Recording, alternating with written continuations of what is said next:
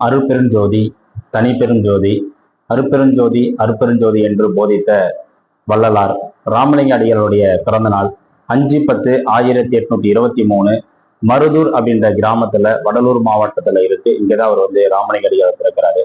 வாடிய பயிரை கண்ட போதெல்லாம் வாடினேன் அப்படின்னாரு. இங்க உணவு இல்லாம யாரும் இருக்கக்கூடாது, யாரும் பசிப்படினோட இருக்கக்கூடாது அப்படின்றதான் இது சத்தியஞான சபை அப்படின்னு சொல்லிட்டு வடலூர் நிறுவுறாரு.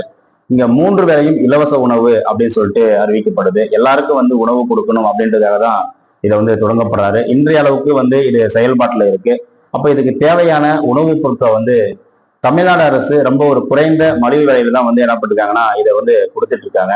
அதே போல ராமலிங்க அடிகளை சாதி மத உணர்வுகளை கடந்து, மத உணர்வு கடந்து எல்லா உயிர்களும் இன்புற்று வாழ்க அப்படின்னு சொல்லி போதித்தவர். சரிங்களா? இவர்கிட்ட எந்த ஒரு சாதி மத பேதமும் கிடையாது. அதனால இவருடைய 6000 பாடல் தொகுப்பை தான் நாம திருவற்பா அப்படின்னு சொல்லிட்டு நம்ம அழைக்கிறோம்.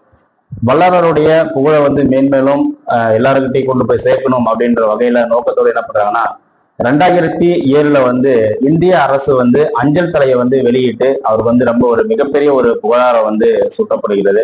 நாமும் எல்லா உயிர்களிடத்தும் அன்பு காட்டுவோம், எல்லா உயிர்களும் இன்புற்று வாழ்க அப்படின்ற நாமளும் இருப்போம். நன்றி.